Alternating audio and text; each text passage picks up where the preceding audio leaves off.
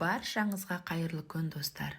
Бүгін мен сіздермен өте дәмді болып шығатын балмұздақ секілді торттың рецебімен бөліскім келіп тұр. Ең алдымен бізге 7 жұмыртқа қажет болады. 240 грамм қантымыз қажет болады. 45 грамм крахмал, сонымен қатар 20 грамм қопсытқыш, 250 грамм ұнымыз қажет болады.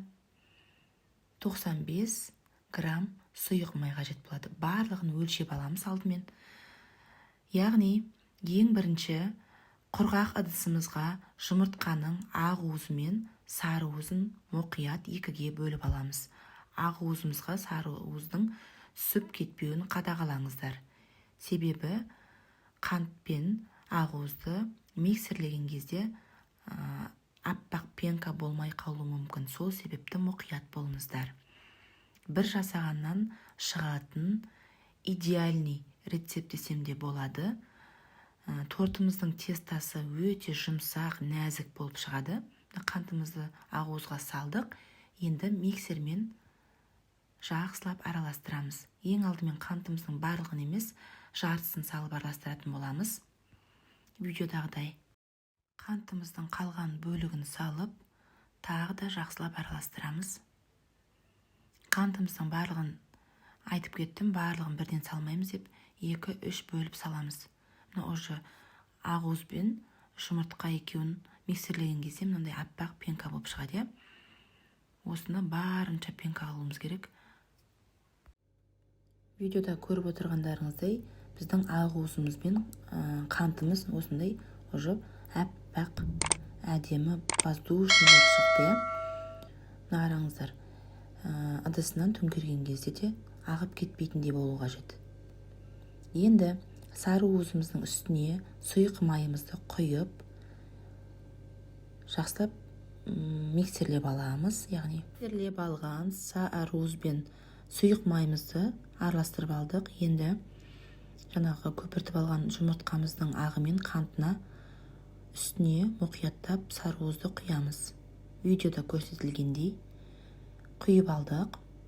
Енді қасығымызбен, миксермен араластырмаймыз, қасығымызбен жоғарыдан төмен, яғни жоғарыдан төмен асықпай әдемілеп араластырамыз. Осындай әдемі воздушный болып шығуы қажет. Осы массамызға салатын енді ұнымыз, жаңа 250 грамм ұнымызға қопсытқышты, крахмалымызды барлығын салып, електен міндетті түрде өткізіп алуымыз қажет. Ұнымызды електен өткізбесек, жаңағы пісіріп атқан біздің тортымыздың тестасы, яғни корждары дұрыс шықпауы мүмкін. Сол себепті міндетті түрде ұнымызды електен өткізіп аламыз. Електен өткізілген ұнымызды массамызға салып, жоғарыдан төмен жақсылап араластырамыз. Салынған ұнымыз бен массамызды жақсылап араластырып алдық. Енді лимонный цедра салуымызға болады. Үйде лимонный цедра немесе апельсиннің. Енді айта кететін ең құпия тестамызға қайнап тұрған, жаңағыдай қайнап ып-ыстық қайнап тұрған суымызды құямыз, 5 ас қасық. Сонымен қатар жақсылап араластырып, қалған ұнымызды салып, ары қарай жақсылап араластырамыз. Қараңыздар, осындай өте әдемі қоймалжың масса шығады. Осы массаларды өздеріңіздің қалауларыңыз бойынша формаға салып төрпішті қылып пісірсеңіздер де болады, дөңгелек қылып пісірсеңіздер де болады. Менде 6 корж болатындай етіп істедім.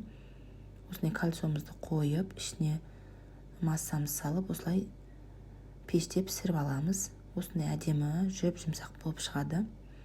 Тортымыздың барлық корждарын пісіріп алды. Осындай әдемі болып шықты. Енді теп-тегіс, яғни шеттерінің барлығы біркелкі болу үшін мен осылай шеттерін кесіп алдым. Енді біз кремін дайындауға кірісеміз. Бізге клейге қажет болады.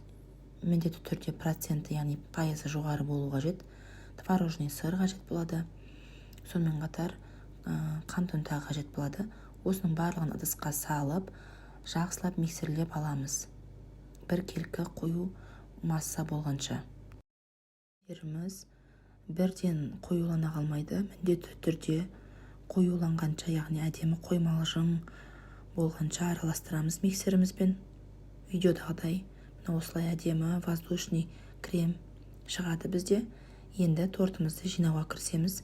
Подложкамызға осылай шамалы крем жағып, үстіне корждарымызды салып, мен пропиткамен жасадым. Қантпен суды жақсылап бір қайнатып алып, сонымен жасадым. Сүт болса сүтпен жасауларыңызға болады, өздеріңіздің қалауларыңыз бойынша. Пропитка жасасаңыздар да, жасамасаңыздар да болады. Бірақ сонда да өте нәзік, жұмсақ болып шығады. Мына видеодағыдай кремдерін жағып, бір-бірінің үстіне корждарды салып, осылай торттарымызды жинайтын боламыз. Корждарымыздың арасының барлығы кремдерін жағып, жинап алдық. Енді сыртын тегістеп, әсемдеумен айналысатын боламыз. Сыртына барлық жеріне мешокқа салып кремімізді жағып шығамыз. Сосын менің қолымдағыдай лопата болсын, не болсын, тегістеуге арналған құралмен осылай жан-жағын біркелкі етіп тегістеп шығасыздар. Тортымыздың сыртын тегістеп болып қалдық. Сыртын өздеріңіздің қалауларыңыз бойынша әсемдеуге болады. Мен вилканың көмегімен осылай узор жасап шықтым. Жан-жақтарын осылай әдемілеп, насатканың көмегімен ирелектеп шықтым. Өзімнің қалауым бойынша сіздер осылай жасасаңыздар да, жасамасаңыздар да болады. Үстіне осылай жай қарапайым әсемдеу жасадым. Сіздер өздеріңіздің қалауларыңыз бойынша жеміс жидектермен әдемілеп әсемдесеңіздер болады. Рахмет.